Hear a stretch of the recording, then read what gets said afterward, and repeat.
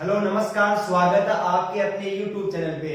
तो आज क्लास 10 का गणित का पेपर था और मैंने जो आपके लिए पहले 3 वीडियो लेके आया था मोस्ट क्वेश्चंस पे, और मैंने कहा था कि ये 150 क्वेश्चन और इन क्वेश्चंस पे आपका पेपर आने वाला है।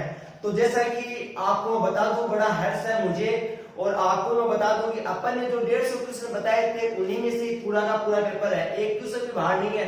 हाँ, थोड़ा सा ये है कि मैंने पढ़ने बताई थी उसको थोड़ा सा घुमा के दे दिया और उसको क्वेश्चंस बना दिया। मैंने मोस्ट पढ़ने लगाई थी उसको क्वेश्चन बना दिया। बाकी 150 जो अपने क्वेश्चन लगाए हुए थे उनमें 30 के 30 क्वेश्चन है। अगर आपको ट्रस्ट नहीं होता तो नीचे तीनों वीडियो के लिंक दिए हुए, आप वो वीडियो देख के उन्हें पेपर का मिलान कर सकते हो, तब आपको ट्रस्ट हो जाएगा। तो अब मैं जो ये वीडियो शूट कर रहा हूँ पेपर सॉल्यूशन के लिए कर रहा हूँ, पेपर सॉल्यूशन कर रहा हूँ कि क्लास 10 का पेपर कैसा आया होगा, ठीक है।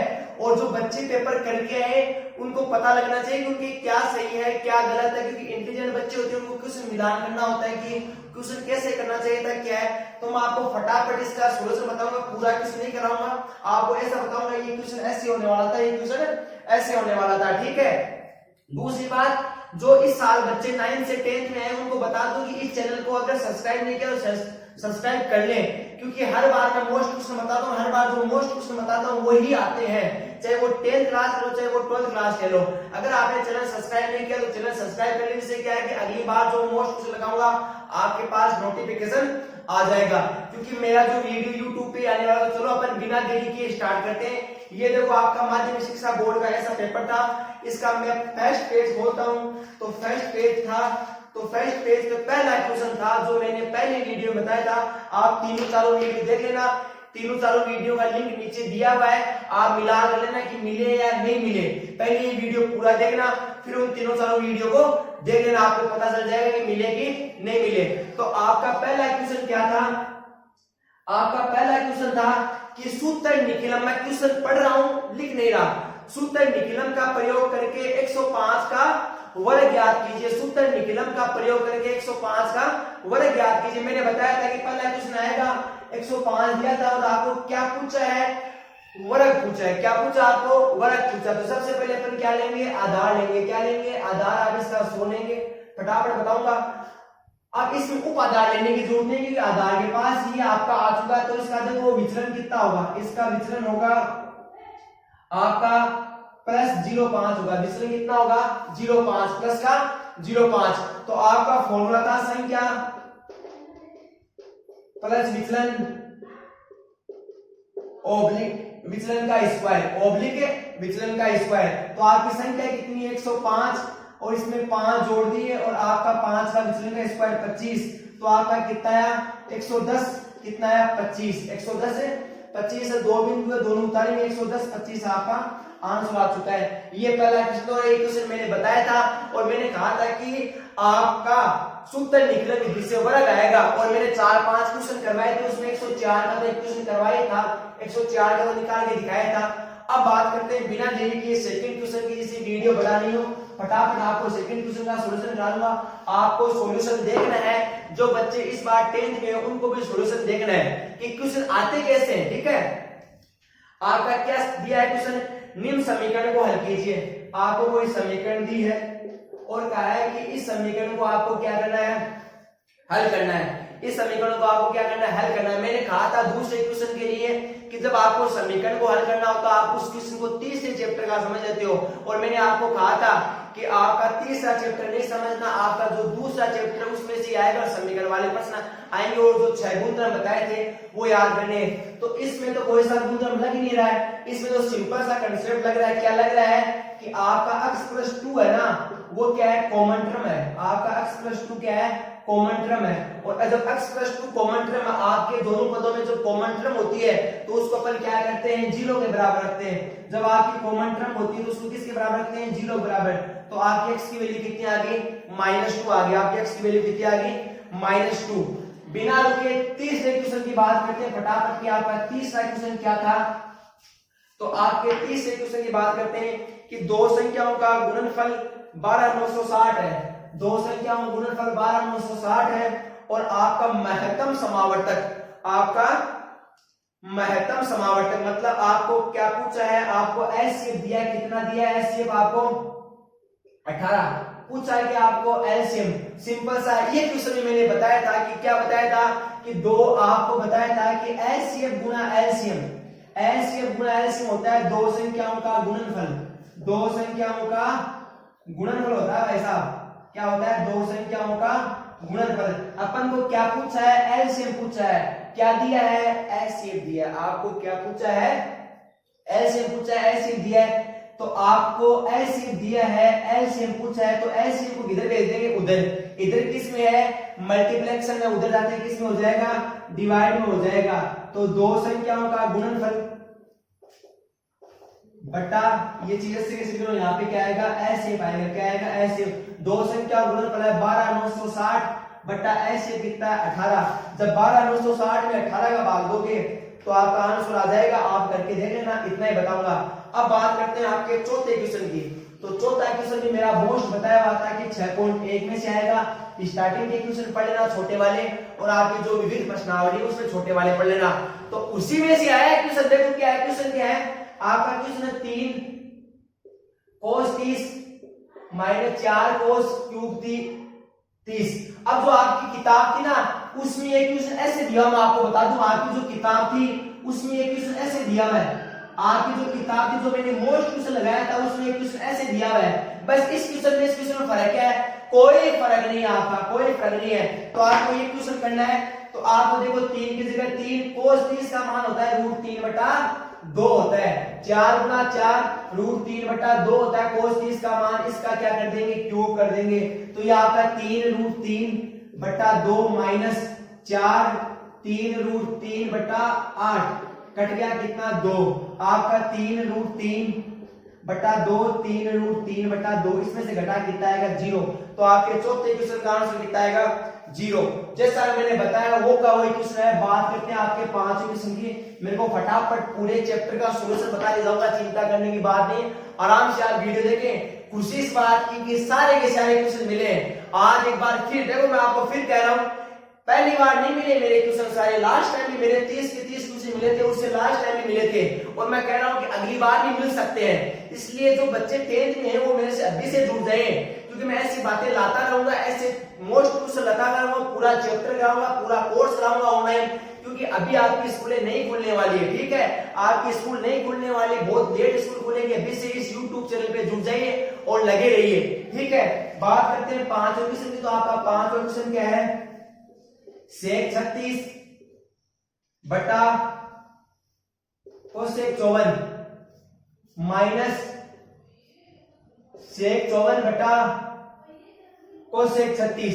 मैंने कहा था ऐसे क्वेश्चंस के लिए, मैंने बस ऐसा कहा था इस क्वेश्चन के लिए, पांचवा क्वेश्चन के लिए क्या कहा था कि पांचवा क्वेश्चन आपका जो 8वां चैप्टर है उसमें से आएगा, और मैंने कहा था कि जो आपके 1 से 10 तक के क्वेश्चन है उसमें से आएगा, लेकिन मैंने ये भी कहा था कि जरूरी नहीं वहां से आए, 7.2 में से जो छोटे वाले क्वेश्चन है ना वो भी आ सकते हैं, तो इस बार 7.2 में से आ गया, तो अपन को ऊपर वाले को चेंज करना है। मैंने बताया था sec 90 माइनस 54 बटा नीचे वाले को ऐसा का ऐसा रखना है, माइनस ऊपर वाले को चेंज करना है 90 माइनस 36 बटा cosec 36, ठीक है। ये आपका क्या होता है cosec 54, ये क्या होता है आपका cosec 54, ये आपका क्या होता है cosec 36, और ये नीचे क्या है cosec 36, कट गया 1 माइनस 1 कितना आएगा आंसर 0 आएगा, आंसर कितना आएगा 0। 5 क्वेश्चन की बात हो गई होगी, अब आगे बढ़ते हैं अपन क्वेश्चन नंबर 6।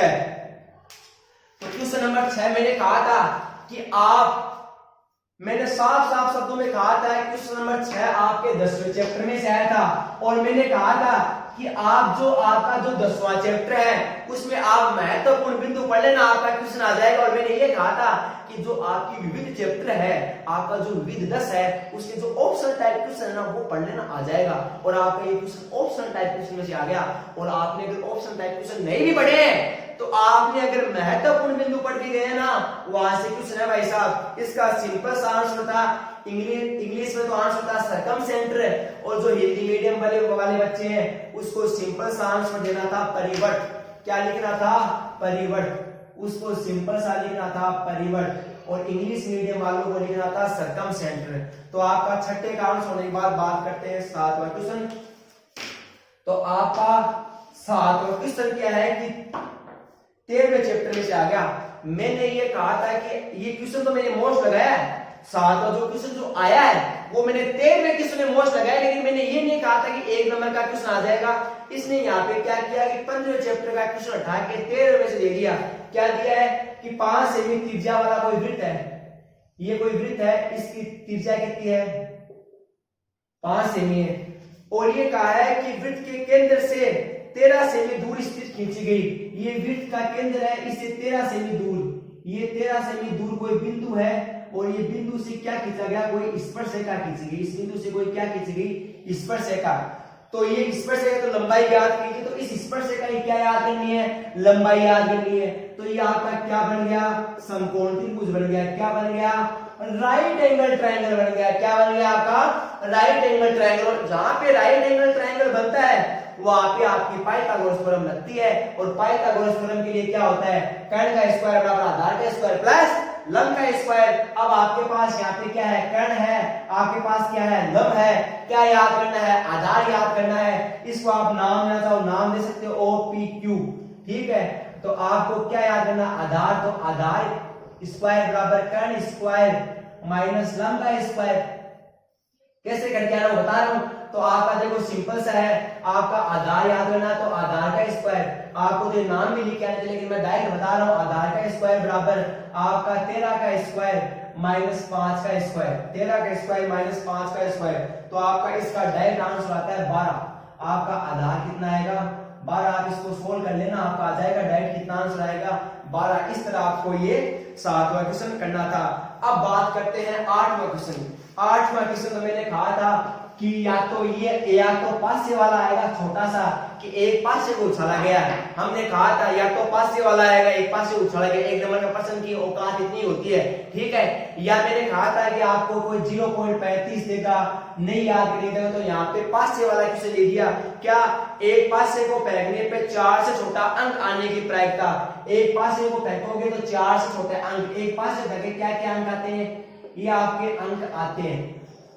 आपको क्या कहा था कि 4 से छोटे, तो 4 छोटे अंक कौन से होते हैं, 1 2 3 होते हैं। टोटल अंक कितने 6, कितने अंक 3, आंसर कितना आता 1/2। सिंपल सा क्वेश्चन था, 1 नंबर पक्का हो गया। अब बात करते हैं 9वां।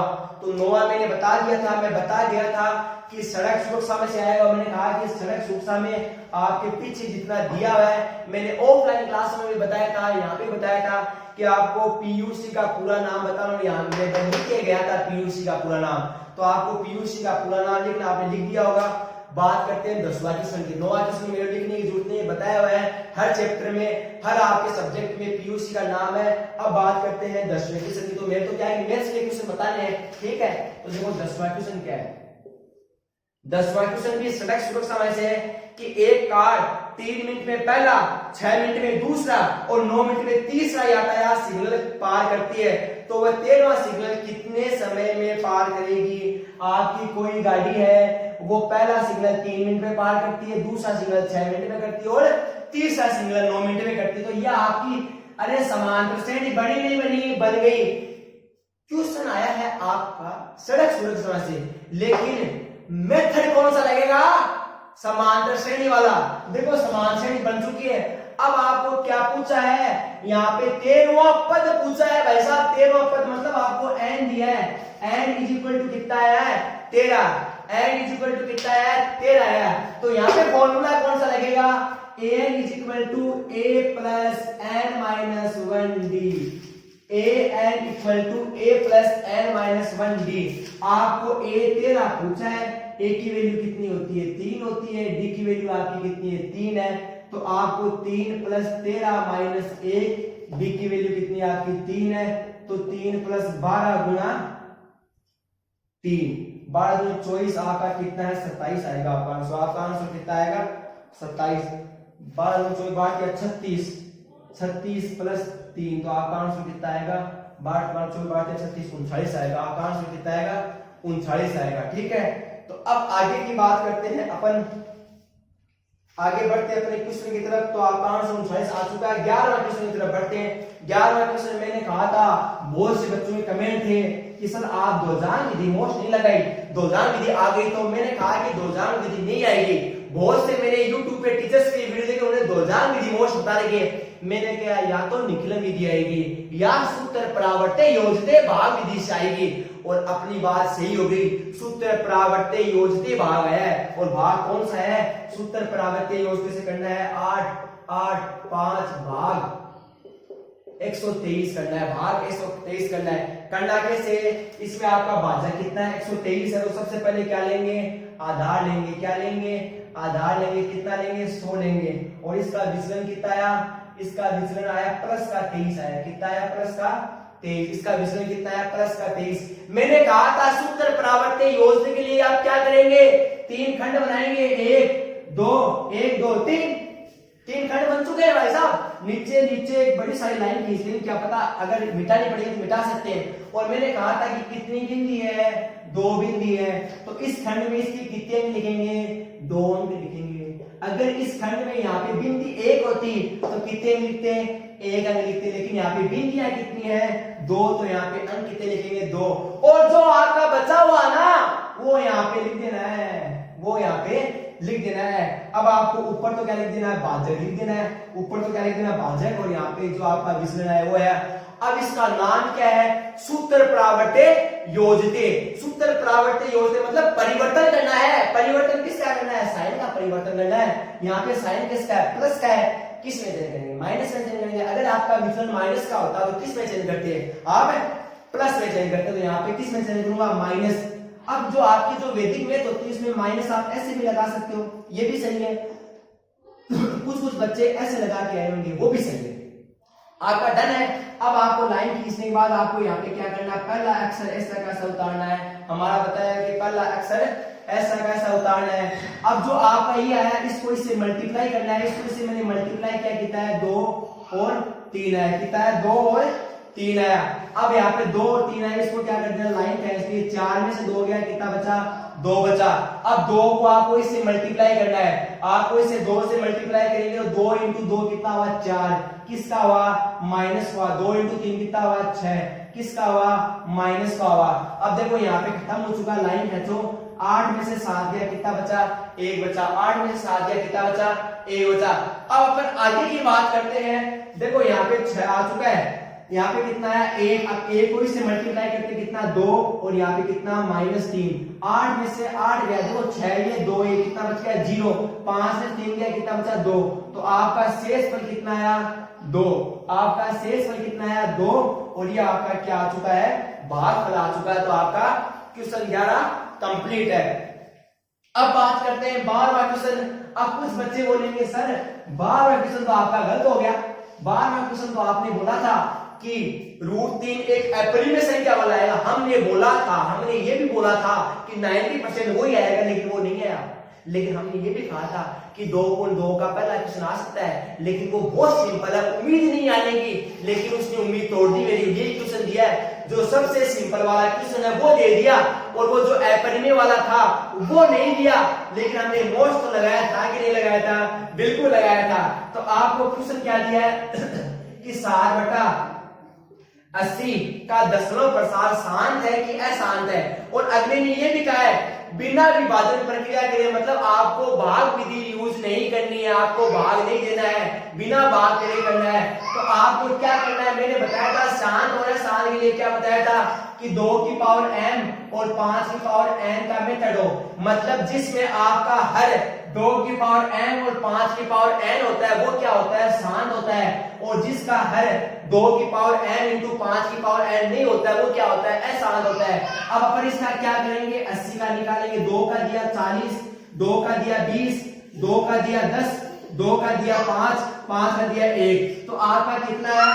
7/2 की पावर 4, 5 की पावर 1 आया। तो क्या आपका हर 2 की पावर n इंटू 5 की पावर n मेथड में है? जी बिल्कुल, हमारा इसमें है। तो आपका क्या करना है? आपका क्या करना है? इसमें आपको क्या लिखना है? शांत है। आपको क्या लिखना है? शांत है। ठीक है। अब अगले क्वेश्चन की बात करते हैं कि 12वां क्वेश्चन हो चुका है। ठीक है। अब बात करते हैं अपने 13वें क्वेश्चन की। ठीक है। अब बात करते हैं 13वें क्वेश्चन की। 13वां क्वेश्चन क्या है? 14 सेमी त्रिज्या के वृत्त के त्रिज्या खंड द्वारा केंद्र पर अंतरित द्वारा केंद्र में अंतरित कोण 90 डिग्री है तो वृत्त के लघु त्रिज्यीय खंड की चाप की लंबाई याद कीजिए। सिंपल सा है, 14 सेमी वृत्त का लघु त्रिज्यीय खंड की चाप की लंबाई याद करना है। तो आपको यहाँ पे फॉर्मूला कौन सा लगता है, पाई आर थीटा बटा 180 दिया है, पाई आर थीटा बटा 180 दिया है। अब आपको फॉर्मूला, आपको यहाँ पे क्या दिया, आर का मान 14 दिया है और थीटा का मान आपको कितना दिया है, थीटा का मान आपको 90 दिया है। थीटा का मान कितना दिया, 90। तो 22 बटा 7 इंटू 14 इंटू 90 बटा 180। इस तरह आपको सोल्व करना था। आप सोल्व करोगे, इसका आंसर कितना आएगा, 11 सेमी आएगा। सब के सब वही क्वेश्चन आ रहे हैं, सॉल्यूशन करा रहा हूं। 13वें क्वेश्चन के बाद अपन बढ़ते अपने 14वें क्वेश्चन की तरफ। तो आपका 14वां क्वेश्चन क्या था कि आपका एक शंकु के आधार का व्यास 14 मीटर है, तिर्यक ऊंचाई 25 मीटर है। मैंने चिल्ला चिल्ला के बोला था कि जो 16वां जो चैप्टर है उसमें कुछ मोस्ट नहीं है, उसमें मोस्ट क्या है, फॉर्मूले मोस्ट है।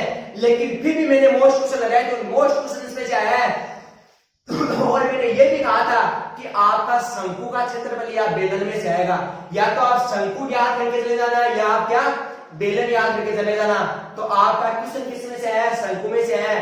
तो आपको संपूर्ण पृष्ठफल, शंकु का संपूर्ण पृष्ठ क्षेत्रफल होता है पाई आर एल प्लस आर होता है। शंकु का संपूर्ण पृष्ठ क्षेत्रफल होता है पाई आर एल प्लस आर। तो आप देखो एल क्या होती है, एल हमेशा तिर्यक ऊंचाई होती है। एल क्या होती है, तिर्यक ऊंचाई होती है।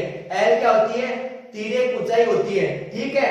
अब यहाँ पे 22 बटा 7 इंटू आर का मान कितना है 7 और तिर्यक ऊंचाई कितनी है आपकी 25 प्लस कितना है 7। तो आपका 22 बटा 7 इंटू 25, 7 इंटू 25 और कितने होते हैं ये 32 होते हैं। कितने होते हैं 32।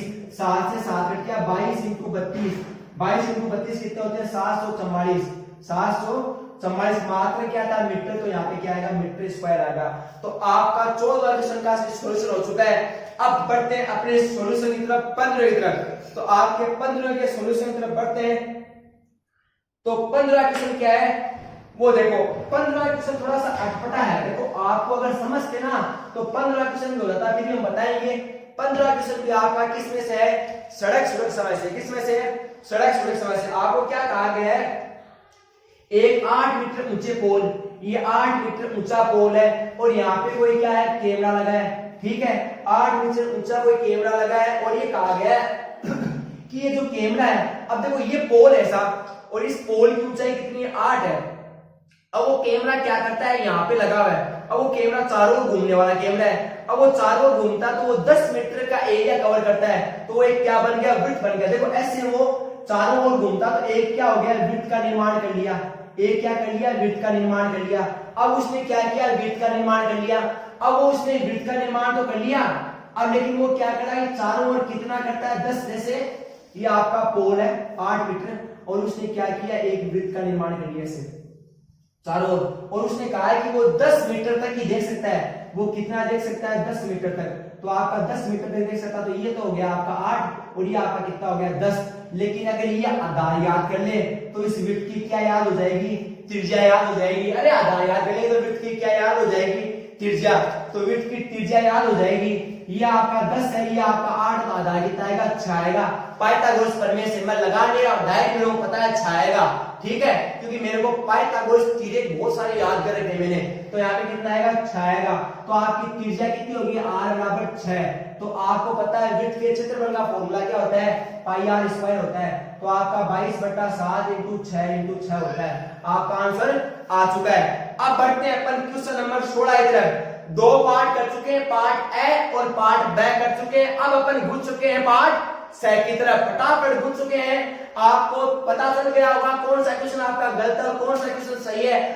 आपको यह भी पता चल गया होगा कि कौन सा क्वेश्चन आया है, कौन सा क्वेश्चन नहीं आया है। तो आपको नहीं पता चला, अगर आपको विश्वास नहीं है तो आप तीनों वीडियो का लिंक वीडियो के नीचे दिया हुआ है, लिंक पे क्लिक करो, वीडियो देखो, पता चल जाएगा। ठीक है, अब बात करते हैं 16वें क्वेश्चन की। तो आपका 16वां क्वेश्चन क्या है, तो आपका 16वां क्वेश्चन दिया है, एक द्विघात समीकरण दिए x square minus 2x minus 15 कि शून्यांक ज्ञात कीजिए। सबसे पहले आपको क्या याद करना है, शून्यांक। और मैंने कहा था शून्यांक के लिए आपको क्या लगाना है, गुणनखंड मेथड लगाना भाई साहब। क्या लगाना है, गुणनखंड मेथड। तो इसमें गुणनखंड मेथड के लिए क्या करना पड़ेगा, टुकड़े करने पड़ेंगे। टुकड़े करेंगे, सब कुछ बताया हुआ है, बार बार नहीं बताना पड़ता है, सब कुछ बताया हुआ आपको। यहाँ पे क्या आएगा 3x 15, यहाँ पे x कॉमन लिया x माइनस 5, यहाँ पे प्लस 3 कॉमन लिया x माइनस 5। ये तो हो गया आपका x प्लस 3 और ये आपका हो गया x माइनस 5 इक्वल टू 0। तो आपका एक शून्यांक तो आ गया -3, एक शून्यांक आ गया आपका 5। तो आपके शून्यांक तो ज्ञात हो चुके हैं और आपको अगले ने 1 नंबर दे दिया। आगे भी क्वेश्चन है, इस बहुपद के शून्यांकों तथा गुणांकों के मध्य संबंध की जांच कीजिए, सत्यता की जांच करनी है। मैंने आपको बताया था कि संबंध के सत्यता की जांच करने के लिए आप क्या करेंगे, आप क्या करेंगे, सबसे पहले आपके जो शून्यांक है उनको जोड़ेंगे। आपने -3 और 5 को जोड़ा, कितना आएगा प्लस का 2, इन दोनों को गुणा किया, कितना आएगा माइनस का 15, कितना आएगा माइनस का 15। संबंध की सत्यता की जांच करनी है, उसके लिए हमने आपको फॉर्मूला बताया था, योगफल के लिए बताया था -b/a और गुणनफल के लिए बताया था c/a। तो आपकी a की वैल्यू कितनी है, यहाँ पे 1, b की वैल्यू कितनी है -2, c की वैल्यू कितनी है -15। तो आपका b कितना हो गया माइनस और यहाँ पे a की वैल्यू कितनी है 1, आपका कितना है 2, यहाँ पे भी 2 आ रहा है और यहाँ पे भी 2 है। ये संबंध के योगफल की सत्यता की जांच हो चुकी है। अब अपन को किसकी जांच करनी है, गुणनफल की। तो c की मान कितना है, c का मान -15 है और a का मान कितना है 1, तो आपका कितना है -1। तो ये भी आपकी सत्यता की जांच हो चुकी है। तो आपका 16वां क्वेश्चन भी क्या हो गया, कंप्लीट हो गया। पूरा मेथड से बता नहीं सकता, पूरा बताऊंगा 3 घंटे लग जाएंगे, तो आपको 3 घंटे लगे। कुछ बच्चे बोल रहे थे कि सर पेपर बहुत बड़ा आया था, हमारे क्वेश्चन छूट गए। तो वो तो मैं बार बार बोल रहा था कि आपको टाइम मेंटेन करना पड़ेगा। जिस बच्चे ने टाइम मेंटेन किया है, मैं आपको ईमानदारी बता दूं, लास्ट टाइम का पेपर देखा था मैंने, इस बार का पेपर देख रहा हूं, लास्ट टाइम से ज्यादा सिंपल है इस बार का पेपर, बजाय बहुत सिंपल सा पेपर बनाया गया है। ठीक है, 17वां क्वेश्चन देखो। 17वां क्या है कि आपको समांतर श्रेणी के दूसरे और तीसरे पद क्रमशः, मतलब आपको एक तो a2 दिया है कितना 24 और एक आपको a3 दिया है कितना 28।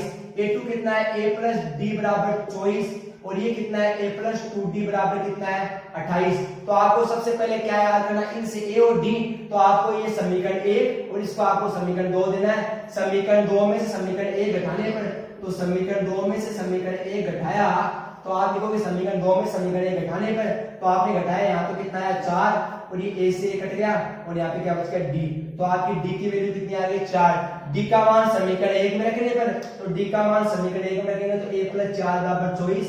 तो ये कितना है a बराबर 24 माइनस 4। तो आपका a बराबर कितना आया 20। आपकी a की वैल्यू कितनी आ चुकी है 20 आ चुकी है। आपकी a की वैल्यू कितनी आ चुकी है 20। ठीक है, आपकी a की वैल्यू कितनी आ चुकी है 20।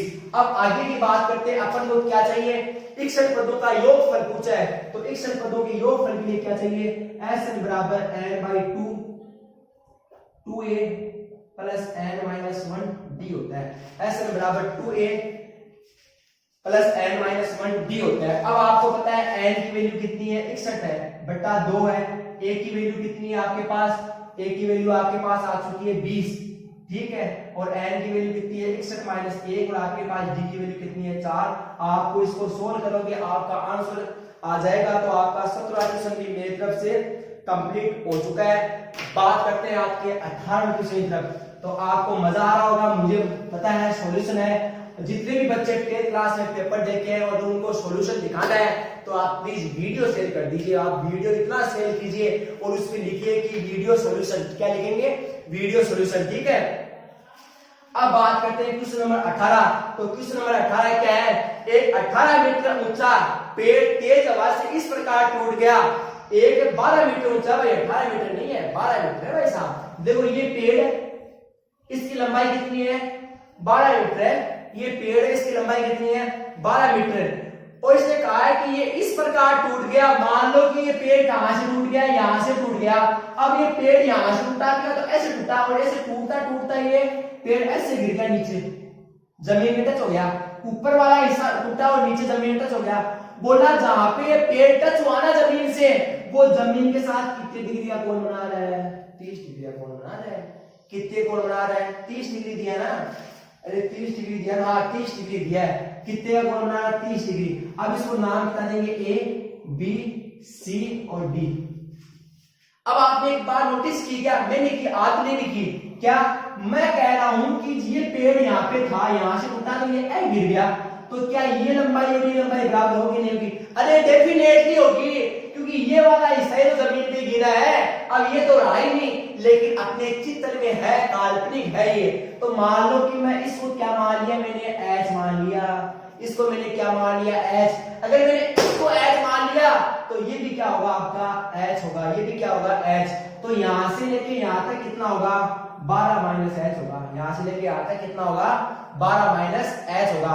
सिंपल सा क्वेश्चन है, कुछ नहीं करना था आपको। कितना चित्र हो गया, जिसका चित्र बन गया उसका क्वेश्चन हो चुका है। उसका आपको ये बताऊं, ये क्वेश्चन मेरा मोस्ट लगाया हुआ था, बस इस क्वेश्चन में फर्क इतना है कि मेरा जो मोस्ट लगाया हुआ था ना, उसमें यहाँ पे कितना था, 60 था, और अगले ने कितना दे दिया, 30 दे दिया। और मैंने कहा था कि संख्या तो चेंज हो सकती है, क्योंकि अगले ने यहाँ पे 60 की जगह क्या दे दिया, 30 दे दिया, और जानबूझ के नहीं दिया, आपके लिए आसान कर दिया कि आपको करने में जोड़नी है, आपके कैलकुलेशन सिंपल हो जाए। अगर यहाँ पे 60 होता तो आपकी कैलकुलेशन बड़ी होती, लेकिन 30 दे दिया, उससे आपकी क्या हुई, कैलकुलेशन छोटी हो गई। अब बात करते हैं इन त्रिभुज एबीसी में, त्रिभुज एबीसी की बात करते हैं। त्रिभुज एबीसी में क्या है, अपने पास क्या है, sin 30 बराबर, क्योंकि आपका एंगल कितना ही है, तो sin 30 बराबर डायरेक्ट लिखेंगे 12 माइनस एच अपॉन एच। मैं वो पूरा नहीं लिख रहा हूं, पूरा करने के लिए टाइम नहीं है, तो आप यहाँ पे क्या करेंगे, sin 30 का मान आपका कितना होता है, 1/2 होता है, तो sin 30 का मान 1/2, ठीक है। अपन ने किया वज्र गुणा, तो 24 माइनस 2h, 3h बराबर 24, h बराबर 8 थी 24, h का मान कितना है। अब बोला है कि अगले ने क्या बोला है, जमीन से कितनी ऊंचाई से उठा, मतलब यहां से लेके यहां तक ऊंचा है भाई साहब, तो आपके पास h की वैल्यू तो आ चुकी है, तो यहां से लेके यहां तक की कितनी है, 12 माइनस h है, तो 12 में से क्या घटा देंगे, 8 घटा देंगे, कितना आएगा, 4 मीटर, कितना आएगा, 4 मीटर। तो आपका इस क्वेश्चन का भी सॉल्यूशन हो चुका है, 18वें क्वेश्चन का भी। अब बात करते हैं अपन क्वेश्चन नंबर 19 में से। बहुत से बच्चों को इंतजार था क्वेश्चन नंबर 19 तक, कब आएंगे सर, कब आएंगे, हमें ज्यामिति वाले क्वेश्चन देखने, कैसे करेंगे सर, कैसे आएंगे। देखो ये क्या है कि आपको एक ही आधार BC, आपको दो त्रिभुज दिए और कहा है कि उन दोनों त्रिभुजों का आधार क्या है, एक ही, और उसका नाम क्या दिया आपको, BC। और आपको कहा है कि दो त्रिभुज है और उनका आधार क्या है, एक ही है, उसका नाम क्या दिया है, BC दिया है। तो मैंने एक आधार बनाया BC, मैंने ये क्या बनाया, आधार बनाया BC।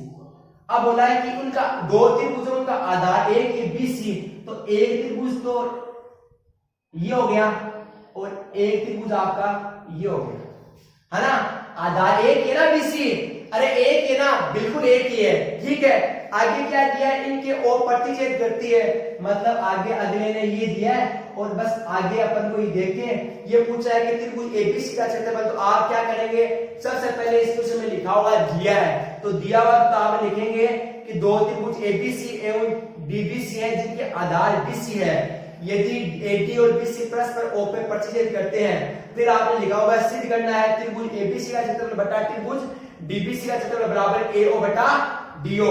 फिर आपने किया होगा इसमें रचना, आपको रचना में सिर्फ इतना ही करना है। आगे ने ये भी कहा है कि ये दोनों A, इसको मैंने नाम दे दिया A, इसको B और इसको मैंने दे दिया C और इसको नाम दे दिया मैंने D। अगले ने कहा है कि इसके दोनों ये भुजाएं, ये O बिंदु मिलती है।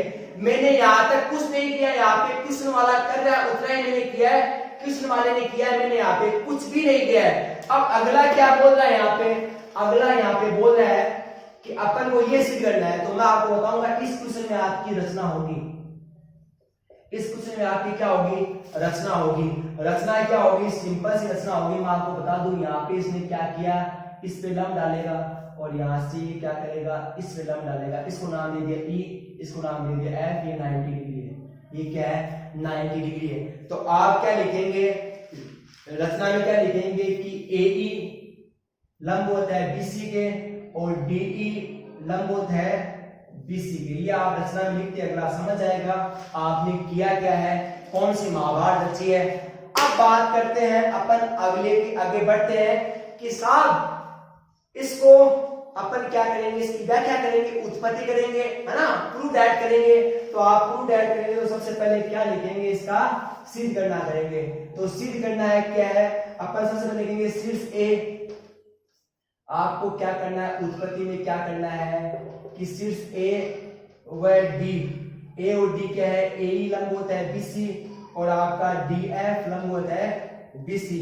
और आपको पता है कि कोण ए ई ओ, कोण ए ई ओ और कोण डी एफ ओ, कोण ए ई ओ और कोण डी एफ ओ बराबर है। क्यों बराबर है, क्योंकि दोनों का कोण कितना है, 90 डिग्री है। अब बात करते हैं इन राइट एंगल, नीचे लिखना समकोण त्रिभुज, नीचे क्या लिखोगे, समकोण त्रिभुज। समकोण त्रिभुज के लिए कौन कौन समकोण त्रिभुज है, एक तो ए ई ओ, एक तो ए ई ओ है, एक है डी एफ ओ। तो समकोण त्रिभुज ए ई ओ वह है समकोण त्रिभुज डी एफ ओ में, समकोण त्रिभुज ए ई ओ और समकोण त्रिभुज डी एफ ओ में। तो आप क्या लिखोगे, कोण ए ई ओ बराबर कोण D F O equal to 90 degree, यहां लिख दोगे ईच 90 डिग्री। ठीक है, दोनों कोण का मान 90 डिग्री है। आगे क्या लिखोगे, कोण ए ओ ई इक्वल टू कोण डी ओ एफ भी क्या है, बराबर है। क्यों बराबर है, आपके वर्टिकल ऑपोजिट एंगल है, क्या है, वर्टिक्स ऑपोजिट एंगल है। ठीक है, अब आपकी दो चीज बराबर हो गई तो मतलब आप क्या लिखोगे, ए समरूपता नियम से, ए समरूप नियम से, अरे सिमिलर, ए सिमिलर, है ना। तो ए समरूपता नियम से आप क्या लिखोगे कि त्रिभुज ए ई ओ समरूप है, त्रिभुज ए ई समरूप है त्रिभुज डी एफ ओ के। ठीक है, अगर ये दोनों समरूप है तो आप क्या लिखोगे, ए ई बटा डी एफ बराबर क्या लिखोगे, ए ओ बटा डी ओ। समीकरण एक दोगे, समीकरण एक दोगे। अब आपको पता है कि त्रिभुज का क्षेत्रफल, अब मैं बात करता हूं, चित्र को मिटा दूं क्या, यानी तो त्रिभुज का क्षेत्रफल क्या होता है, 1/2 आधार गुना होना चाहिए। तो इसका आधार एक तो है बीसी और एक आधार क्या है, ए ई। तो आधार क्या है, बीसी, एक आधार क्या है, ए ई। आधार एक तो क्या है बीसी, एक आधार क्या है, ए ई। तो आपको पता है आधार बीसी है और ए ई है। ठीक है, और एक मैं सबसे पहले किसका निकाला है, त्रिभुज के लिए, त्रिभुज एबीसी के लिए, त्रिभुज एबीसी का क्षेत्रफल। फिर मैं निकालूंगा त्रिभुज डीबीसी का क्षेत्रफल। पहले मैंने एबीसी का निकाला, अब मैं निकालूंगा डीबीसी का।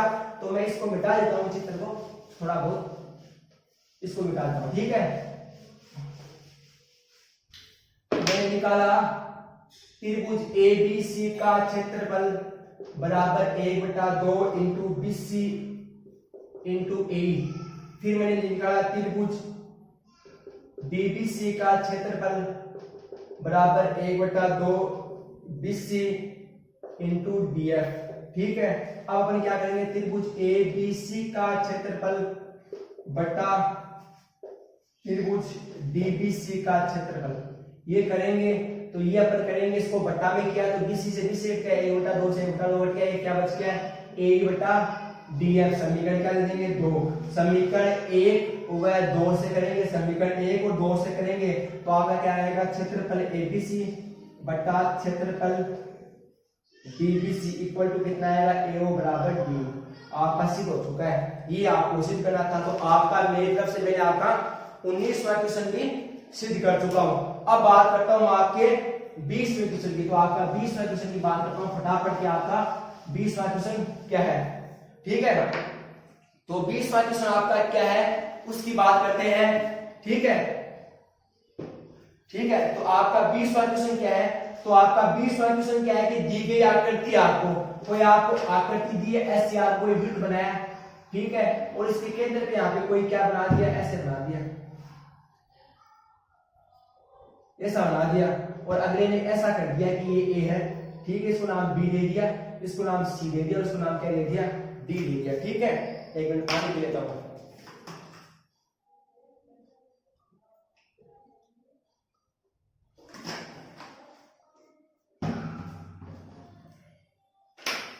अब देखो मैं इस क्वेश्चन में क्या कर रहा हूं, मैं इस क्वेश्चन में ना तो आपको दिया हुआ लिख रहा हूं, ना सिद्ध करना लिख रहा हूं, ना रचना लिख रहा हूं। डायरेक्ट आप क्या लिखो, रचना में क्या लिखोगे, इतना बता रहा हूं कि बी और डी को क्या किया, मिलाया। बी और डी को क्या किया, मिलाया। तो आपको एक बात पता होगी, दो कोण CBD बराबर होगा आप कोण CAD, और आपका 2 कोण BDC बराबर होगा आपका कोण BAC के। सर ये बराबर क्यों होगा? हमने आपको मोस्ट लगाई थी 12.2 पर में, मैंने कहा था कि 12.2 पर में पढ़ के जाना, और इसलिए मैंने कहा था कि मेरे क्वेश्चन में से आया ये क्वेश्चन, क्योंकि मैंने 12.2 पर में मोस्ट लगाई थी। अब देखो यहां तक ये बात हो गई कि आपका मैंने क्या किया है, आपका मैंने किया है कि ये कर दिया, ठीक है। अब मैं बात करता हूं कि आपको मैं इन दोनों को क्या करता हूं, जोड़ता हूं, इन दोनों को जोड़ता हूं। इसको समीकरण 1 दे दिया, इसको समीकरण 2 दे दिया, तो समीकरण 1 और समीकरण 2 को क्या करूंगा, जोड़ूंगा। तो इनको जोड़ूंगा तो क्या आएगा यहाँ पे, कोण CBD प्लस कोण BDC, इधर इसको जोड़ूंगा कोण CAD प्लस कोण BAC, इनको मैंने क्या कर दिया, जोड़ दिया। इनको मैंने जोड़ा तो ये तो ऐसा ऐसा हो गया, और इसका मान क्या होता है, कोण BAD क्या होता है, इसका मान क्या होता है, कोण BAD की। आपको क्या करना था, सिर्फ करना था। बहुत सिंपल सा क्वेश्चन था। तो आपका 20 मार्क्स पूरा होने के बाद अब बात करते हैं आपके क्वेश्चन नंबर 21 की। तो आपके क्वेश्चन नंबर 21 की बात करते हैं। तो क्वेश्चन नंबर 21 क्या है, तो क्वेश्चन नंबर 21 है आपका कि त्रिभुज ABC भुजा BC को एक वृत्त B पर y स्पर्श करता है, तो अन्य भुजाओं AB QR स्पर्श करता है। तो सिद्ध कीजिए AQ बराबर 1/2 AB plus BC plus CA। बहुत से बच्चों ने कहा था कि सर ये क्वेश्चन तो मोस्ट लगाया हुआ नहीं था, और आपने बता रहे हो पूरे क्वेश्चन मिले। अरे ये क्या क्या है कि जो मेरा मोस्ट लगाया हुआ था उसमें तो सिद्ध करने में कुछ और पूछा हुआ था, लेकिन इसने एक स्टेप कम ही दे दी सिद्ध करने में। तो इसका देखो सबसे पहले चित्र कैसे बनेगा, ऐसे इसका बनेगा चित्र, तो ऐसे यहां बनेगा चित्र, ठीक है। और इसको तो अपन नाम देंगे Q, इसको नाम देंगे R, ये थोड़ा ढंग से नहीं बना चित्र, इसको नाम देंगे P, इसको नाम देंगे C, इसको नाम देंगे T, और इसको नाम देंगे A। ये आपका चित्र हो गया। तो आप सबसे पहले क्या लिखेंगे, आप लिखेंगे कि AQ बराबर 1/2 पैरामीटर त्रिभुज ABC का क्या करेंगे, त्रिभुज की क्षेत्रफल। AQ बराबर क्या होता है, 1/2 किसका होता है, त्रिभुज की परिधि के बराबर होता है। अब मैं आपको कह रहा हूं कि साहब AQ किसके बराबर है, AR के समीकरण लिख दो। AQ बराबर AR नहीं होगा क्या, दोनों स्पर्श रेखा हैं, ठीक है। एक मैं आपको कह रहा हूं कि BQ बराबर क्या है, BQ बराबर मैं कह रहा हूं आपको BR, इसको क्या दे देंगे, समीकरण 2। BQ बराबर BR भी होगा, बिल्कुल होगा। इसके बाद आपको क्या दिया है, CP बराबर CR भी दिया है, इसको समीकरण 3 दे दो। CP बराबर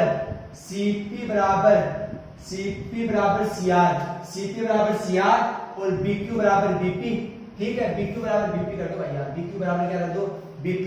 समीकरण 3 दे चुका हूं। अब मैं आपको कह रहा हूं कि अगर मैं AQ और AR को जोड़ूं, अगर मैं AQ प्लस AR करूं कि AQ प्लस AR, तो AQ प्लस AR करूं तो इसको S लिख सकता हूं क्या, ये AQ और ये AR, इसको मैं ऐसे लिख सकता हूं ना, AB प्लस BQ, और AR को कैसे लिखता हूं, AC प्लस CR।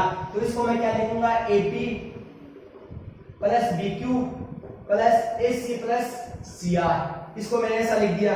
अब देखो मैं इसको ऐसे लिख रहा हूं कि AB plus BQ plus AC plus AC plus CP, क्योंकि CR के किसके इक्वल है, CP के इक्वल है, और यहाँ पे BQ किसके इक्वल है, BQ किसके इक्वल है, BP के। तो यहाँ पे क्या करेंगे, BP करेंगे, ठीक है।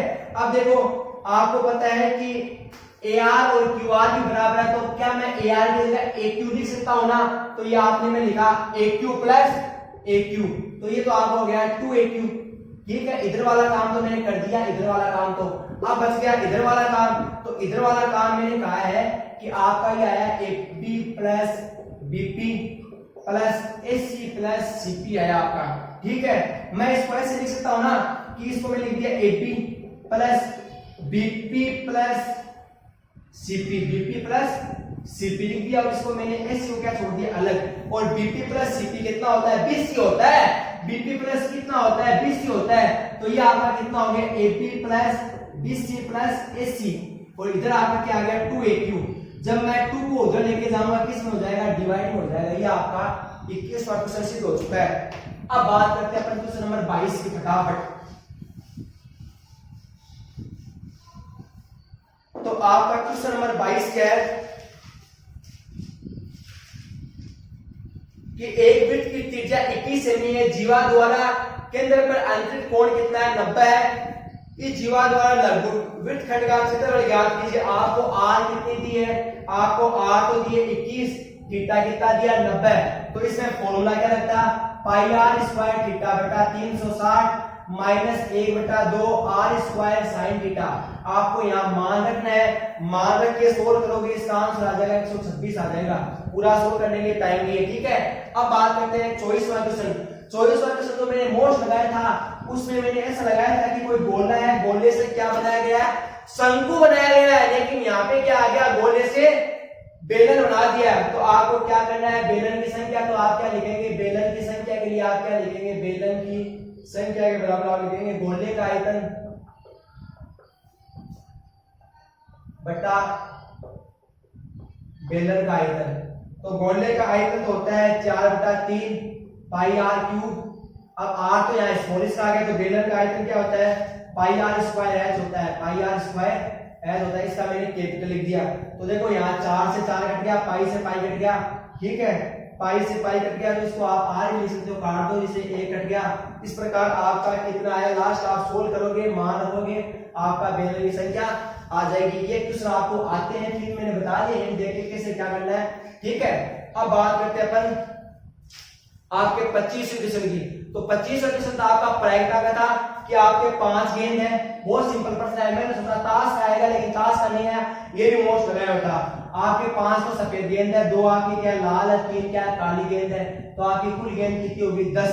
तो आपको कितनी प्रायिकता पूछी, एक तो सफेद की प्रायिकता पूछी है, तो सफेद कितनी है 5, तो नीचे कितनी आएगी 10, कितना है 1/2। एक आपको किसकी पूछी है लाल की, तो 2/10 कितना आएगा 1/5 आएगा। एक आपको किसकी पूछी है काली की, तो 3/10 आंसर आ गया। आपके 3 नंबर पक्के हो गए फटाफट से। अब बात करते हैं आपके 26वें क्वेश्चन की।